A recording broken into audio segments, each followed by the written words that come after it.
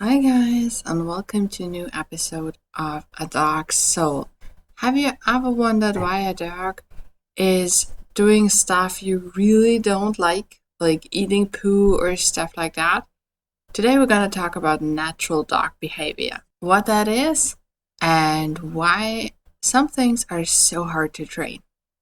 I'm Anita, I'm a professional dog trainer. I show you how to build a trusting relationship with your dog to overcome fear and reactivity and become a real team that enjoys life together.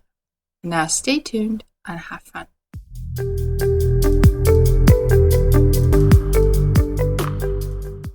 Alright, so there are some behaviors in our dogs that we really don't like. Let's be honest. For example, our dogs eating everything they can find when we are outside, be it a lost sandwich somewhere, or cat poo, or a tissue, or whatever is interesting for our dogs. And this actually can be anything, but some things are more common than others. For starters, food, so actual food, and poo.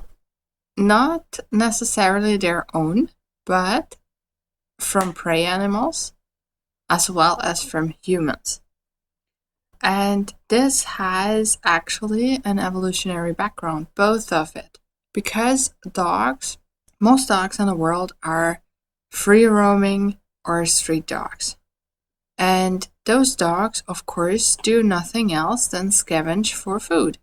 That's their occupation, if you want. So this is how they get by. They, for example, wait in front of butcher shops because they get something, or they scavenge through trash and stuff and find food there, or they check the latrines in the villages and eat poo there. Yes, that's a very disgusting image. I'm sorry. But this is something we humans use dogs for, right? So this is something very natural.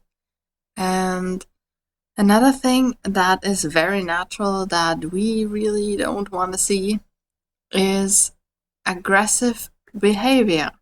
Like if one dog has something, or for example, occupies a spot next to a tourist in a cafe or something like that, and he expects to get food from that tourist, and another dog comes close, then the first dog will show warning signs and aggressive behavior. This does not mean that a fight will break out, because the dogs know their own language. It's just when we interfere and breed them in a way they don't look like dogs anymore, then that's where communication issues arise, right? So this is something we have to be aware of. And not only in breeding, but also in our training. So, for example, resource guarding is a totally natural behavior, if we like it or not. So, yes, we can work on resource guarding and teach the dog that whenever we approach, there is nothing to be worried about or scared about, and there is no need to guard anything from us. But if we don't work on it, we cannot expect our dogs to just share everything with us because they love us so much. It goes against their nature. And to be honest, it goes against our nature as well, because if, for example, you're sitting at a restaurant and you have your plate in front of you and you're just enjoying a great meal you pay top dollar for, and somebody comes by and just starts to eat off your plate, would you just be very happy about that? Or would you tell the person to go away? And this even happens between spouses, right? So maybe you have experienced a fight over stolen French fries from your plate or your partner's plate. This is the same thing, right? Or we don't want our spouse to drive our car or whatever. It doesn't have to be a car. It depends on what's important to us. And for the dog, it's the same thing. Whatever is important to the dog, he will guard because he doesn't want to lose it. And yes, again, we can teach our dogs that we are no threat and we will not steal whatever possession is important to him. But it's not normal for the dog to just know that, right? And another thing that is natural for our dogs is that they are interested in the opposite sex, especially if the females are in heat, right?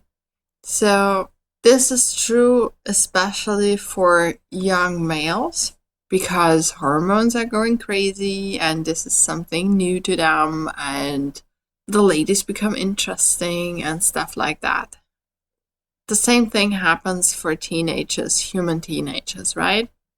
So this is something where we have to be a little patient and we have to let the dogs grow up and learn to deal with this new thing, these new experiences, these new interests. And yes, they can learn that. Not every dog, but most dogs can learn to live with it, right? So if our dogs don't listen to us that perfectly when they're in puberty and adolescence, this is something normal. It's a normal thing. So don't worry about it. Just use a little more management and safety measures and stuff like that. But don't worry about it, right? And there are so many more. If we look at puppies, for example, so many things puppies do are totally normal.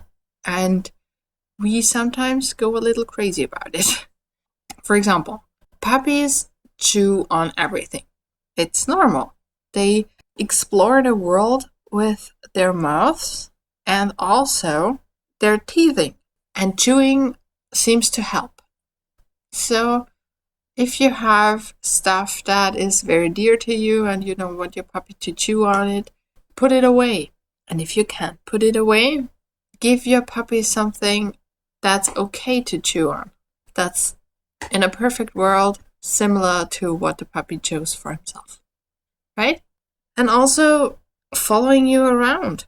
That's also natural for a puppy because the puppy would not survive on his own yet.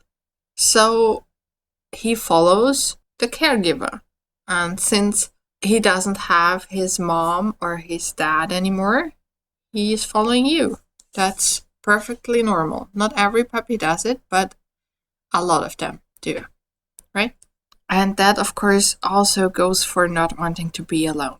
And that's a thing that is actually natural for adult dogs as well, because they are very social animals.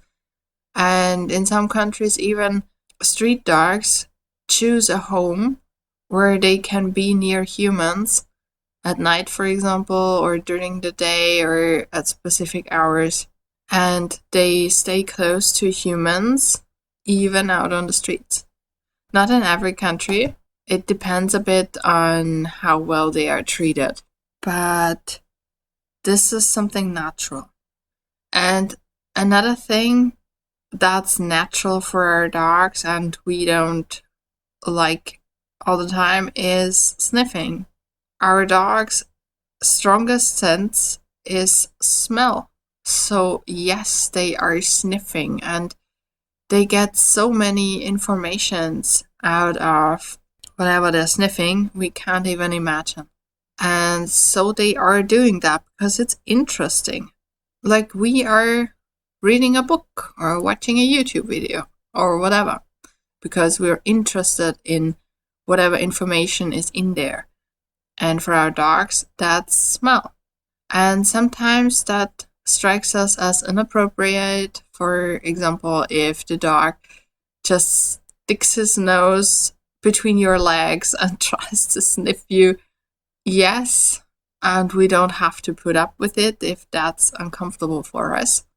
But we have to teach the dog that we, as another species, don't like that very much, in a kind and nice way. So our dogs understand that this is not normal for us or not comfortable for us. And yes, sometimes we have misunderstandings and things we don't like about the other species, but that's also natural because we are not the same species, and that's okay. We have a long history of evolution and domestication that helps us understand each other, but that doesn't mean that we automatically understand each other. Sometimes we need a little help with that. And if that's true for you and you want a little support in understanding your dog or making your dog understand you a little better, then go to the description, book a free call, and we see what I can do for you. I would love to support you and your dog on your journey to becoming an amazing team. That's it. I would love for you to write me in the comments where you disagree with your dog and if that helped you at all. And don't forget to like and subscribe, and we'll see each other next time. Until then, bye.